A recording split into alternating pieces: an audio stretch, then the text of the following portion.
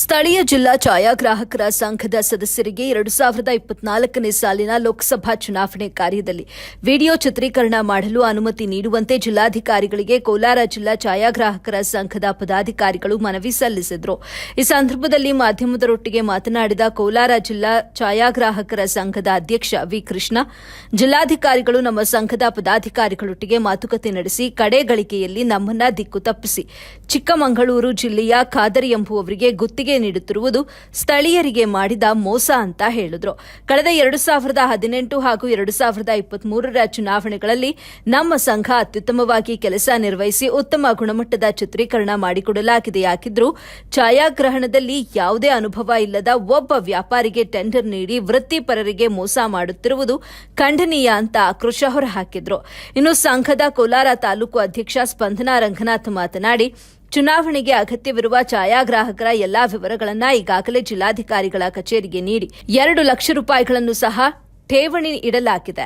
ಭಾರತ ಚುನಾವಣಾ ಆಯೋಗ ನಿಗದಿಪಡಿಸಿರುವ ದರಕ್ಕೆ ಒಪ್ಪಿ ಕೋಲಾರ ಲೋಕಸಭಾ ಕ್ಷೇತ್ರದ ಎಲ್ಲಾ ತಾಲೂಕಿನಲ್ಲಿ ಚಿತ್ರೀಕರಣ ಮಾಡಲು ಸಿದ್ದವಿದ್ದರೂ ಏಕಪಕ್ಷೀಯವಾಗಿ ಬೇರೆ ಜಿಲ್ಲೆಯ ವ್ಯಕ್ತಿಗೆ ಟೆಂಡರ್ ನೀಡಲು ಮುಂದಾಗಿರುವುದರಿಂದ ನಮ್ಮ ಸಂಘದ ಸುಮಾರು 400 ಜನರಿಗೆ ಅನ್ಯಾಯವಾಗಿದೆ ಅಂತ ವಿವರಿಸಿ ಹೊರಗಿನವರಿಗೆ ಗುತ್ತಿಗೆ ನೀಡದೆ ಸ್ಥಳೀಯ ಸಂಘಕ್ಕೆ ಗುತ್ತಿಗೆ ನೀಡಬೇಕು ಅಂತ ಆಗ್ರಹಿಸಿದರು. ಜಿಲ್ಲಾಧಿಕಾರಿಗಳ ಪರವಾಗಿ ಮನವಿ ಸ್ವೀಕರಿಸಿ ಮಾತನಾಡಿದ ಚುನಾವಣಾ ತಹಶೀಲ್ದಾರ್ ಶರೀನ್ ತಾಜ್, ತಮ್ಮ ಮನವಿಯ ಬಗ್ಗೆ ಜಿಲ್ಲಾಧಿಕಾರಿಗಳೊಟ್ಟಿಗೆ ಚರ್ಚೆ ಮಾಡುವ ಭರವಸೆ ನೀಡಿದರು.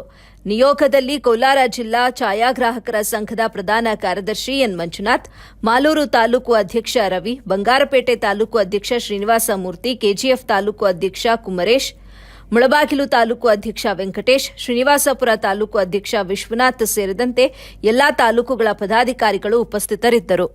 ಲಾಸ್ಟಲ್ಲಿ ಯಾಕೆ ಕೈ ಬಿಟ್ಟರು, ಇದನ್ನ ಯಾಕೆ ಬೇರೆಯವ್ರಿಗೆ ಅವಕಾಶ ಕೊಟ್ಟರು ಅನ್ನೋದಕ್ಕೆ ರೀಸನ್ನೇ ಇಲ್ಲ. ಬಟ್ ಇಲ್ಲಿ ನಮಗೆ ಮೋಸ ಆಗಿದೆ ಅಷ್ಟೇ ನಾನು ಹೇಳೋದು.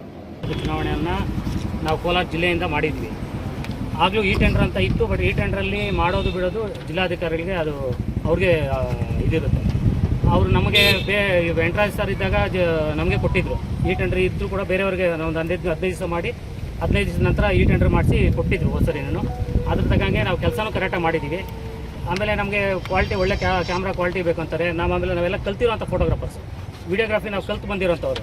ನಾವು ಸುಮಾರು 20-25 ವರ್ಷದಿಂದ ಇದೇ ಕೆಲಸದಲ್ಲಿದ್ದೀವಿ. ಈಗ ಅವರು ಬೇರೆ ಯಾರೋ ಶಿವಮೊಗ್ಗದಿಂದ ಕಾದಾರ್ ಅಂತ ಹೇಳ್ಬಿಟ್ಟು ಟೆಂಡರ್ ಹಾಕ್ಕೊಂಡಿದ್ದಾರೆ, ಚಿಕ್ಕಮಗಳೂರಿಂದ ಕಾದಾರ್ ಅಂತ ಹೇಳ್ಬಿಟ್ಟು ಹಾಕ್ಕೊಂಡಿದ್ದಾರೆ. ಬಟ್ ಅವರೆಲ್ಲ ತಗೋದು ಹ್ಯಾಂಡಿ ಕ್ಯಾಮ್ರಾಗಳು. ಹ್ಯಾಂಡಿ ಕ್ಯಾಮ್ರಾಯಿಂದ ಆಮೇಲೆ ಯಾರೋ ಬೀದಿ ಹೋಗೋರನ್ನೆಲ್ಲ ಕರೆಸಿ 300-400 ರೂಪಾಯಿಗೆ ಕೆಲಸಕ್ಕೆ ಕಟ್ಟು ಅವನ್ನ ಕರ್ಸ್ಕೊಂಡು ಕೆಲಸ ಮಾಡಿಕೊಡ್ತಾರೆ. ಇಲ್ಲಿ ನಾವು ಅದೇ ಕೆಲಸದಲ್ಲಿ ನಂಬ್ಕೊಂಡಿದ್ದೀವಿ.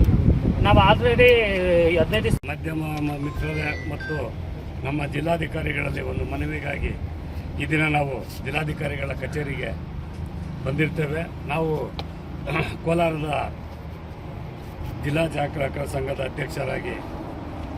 ಅಧ್ಯಕ್ಷರಾದಂಥ ಕೃಷ್ಣ ನಾನು ಮಾತನಾಡ್ತಾ ಇದ್ದೇನೆ.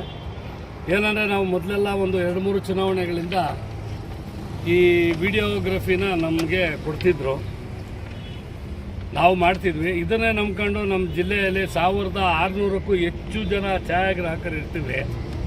ಇವರು ಇದರಲ್ಲಿ ಒಂದು 20ರಿಂದ 22 ಕ್ಯಾಮ್ರಾಗಳು ಹೇಳ್ತಿದ್ರು. ಅದರಿಂದ ಒಂದು 50 ಕುಟುಂಬ, ಹಗಲಲ್ಲೊಬ್ಬರು ರಾತ್ರಿಯಲ್ಲೊಬ್ಬರು